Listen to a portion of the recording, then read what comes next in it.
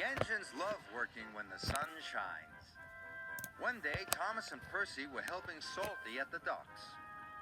But Salty was worried. It may be sunny now, matey, but there be a storm coming. It may be sunny now, matey, but there be a storm coming. There be a fierce storm on the way, Captain, peeped Percy. Salty knew they were making fun of him. He felt sad. Later, Sir Topham had arrived. I want you to fetch Fergus from the smelter's yard, he said. His driver doesn't know the line. Aye, aye, sir, replied Salty sadly. Salty was glad he was going to the smelters. He didn't want to stay where he wasn't liked. What's wrong? Asked Emily. Nobody likes to be made fun of by silly tank engines. And he huffed away. Emily knew she had to find Thomas and Percy immediately. Those be dark clouds, matey, whistled Thomas. There be a fierce storm on the way, Captain, heaved Percy. Emily was cross. It's not nice to copy the way others speak. You hurt Salty's feelings. We were just having fun, said Percy. We'll say sorry to him, added Thomas. But Salty was nowhere to be found.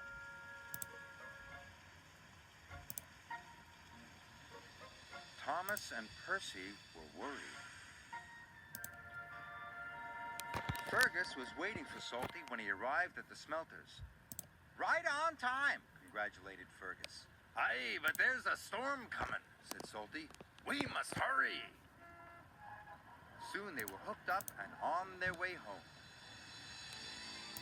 Salty was right about the storm. It was a fierce one. The ships at sea depend upon the lighthouse to keep them safely off the rocks. But now there was trouble.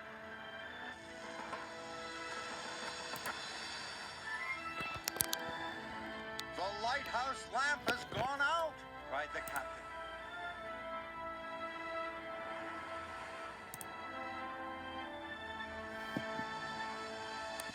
Salty and Fergus were fighting their way through the wind and rain. Then Salty saw a lantern ahead. The lighthouse keeper was waiting for him. Our lighthouse lamp has gone out. Our generator is broken. Salty had an idea. Fergus has a flywheel. It could power the generator. Hurry, shouted the lighthouse keeper. Fergus's flywheel was attached to the generator shaft. Without the lighthouse, the ship was steaming towards the rocks.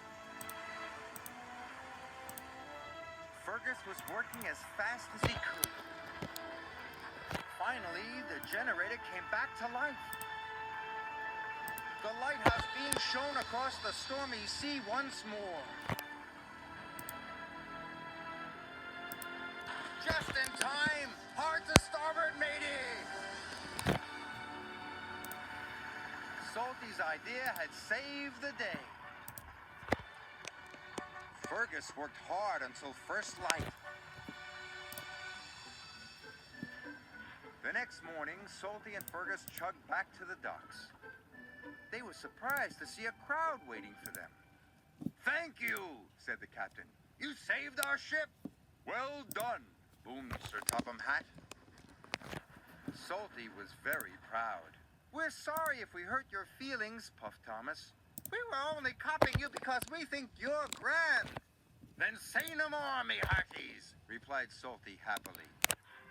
Now they will all work together and have fun together, as good friends should.